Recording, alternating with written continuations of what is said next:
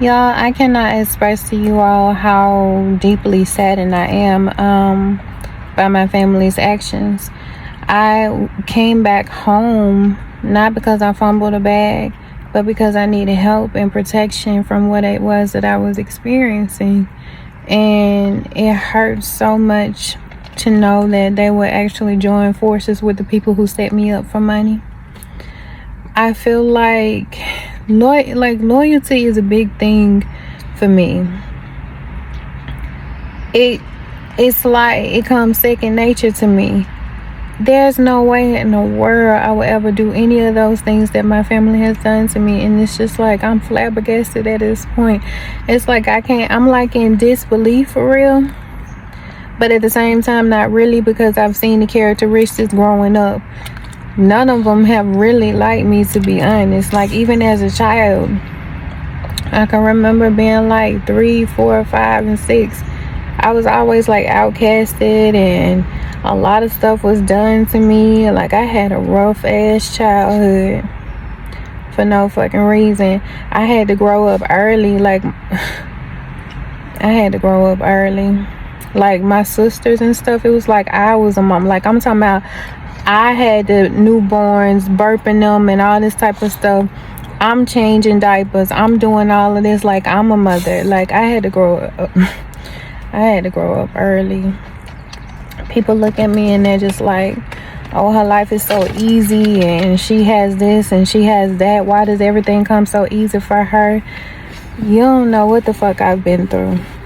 So who are you to say what it is that I deserve? Because really, you don't even know me, to be honest. You don't know shit about me. But you want to plot and set me up. And for my family, like, y'all foul as fuck for that shit. Y'all are foul as fuck. Because I would have never done y'all this way. Like,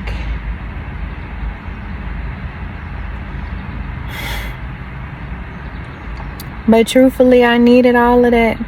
Because I needed to see y'all character.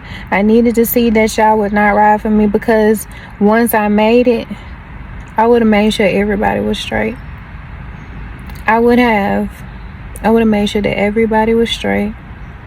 But now I see that in my toughest times, not because I fumbled the bag. No. It's because I was caught up in a domestic violence situation. And this is the reality, because when you are this may be triggering for some, but I'm gonna have to keep it real. This is real life. When you're in a domestic violence situation and you're trying to get away from your abuser or abusers, sometimes you do end up homeless. Sometimes you don't have anywhere to go. Sometimes you do end up living in your car. Hello? Sometimes you just have to do what you have to do to escape. This shit is real. It can happen to the most successful people, but when it's time for you to make a move to save your life, you got to do what you got to do.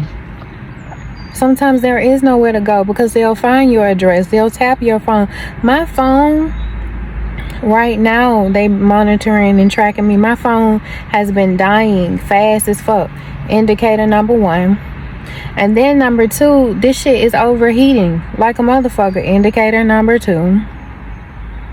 This shit ain't no joke. It's not, because, and a lot of them are saying, oh, well, I take care of her and I've always done this. Bitch, you ain't did shit for me. I've always been independent. And if it's one thing my grandmother has taught me when she was living, she instilled in me to be independent. To be independent. To always have your own. She was the one who taught me certain things. Like, my mama wasn't in my life. Like, growing up, we would go from church to church to church. And it was for this one particular reason, which I ain't even gonna speak on right now. But when people start to see your character, when people start to see the schemes that you own, but anyway, I had to grow up early. I had a rough ass childhood. In all actuality, I did.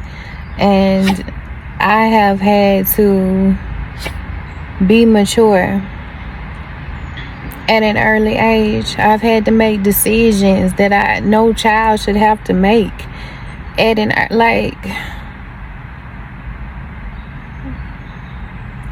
this shit, like, here, like, I'm just,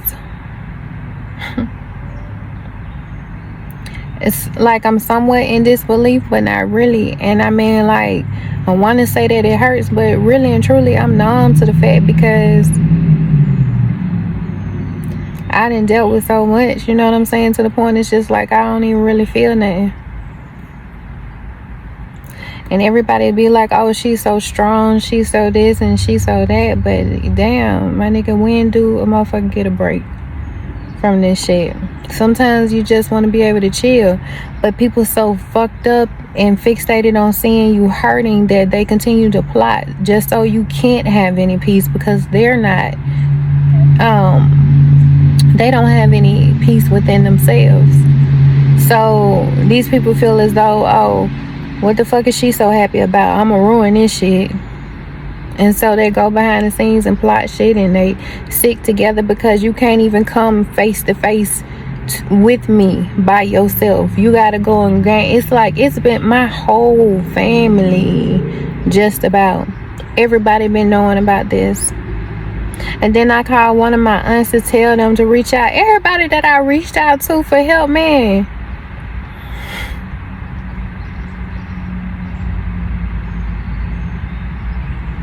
like, that shit's so fucked up.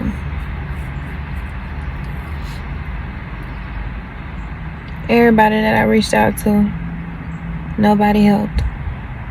Everybody knew what the fuck was going on. Nobody helped.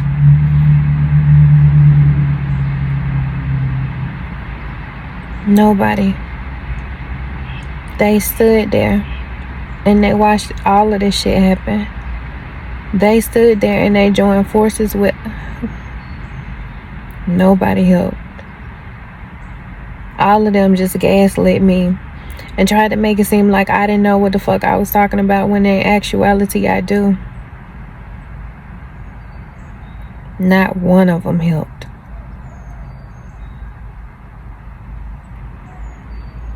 But I guarantee you, when I make it and y'all see my face on the screens and shit, everybody gonna be like, oh, this my such and such, whatever I am, see you in the family. Then you gonna be front and center, the first to say, oh, I've always believed in you, but you ain't bought one book from me, one t-shirt, one bracelet, one nothing. You ain't bought nothing from me. You ain't even shared not one post. You won't even like a post, because you're upset because it's me and not you. Because you're upset because we grew up in the same area, in the same home, the same hometown, and it's not you. Because you feel as though maybe you should have had these ideas, and maybe you did, but you just didn't go after them. You didn't put forth no action.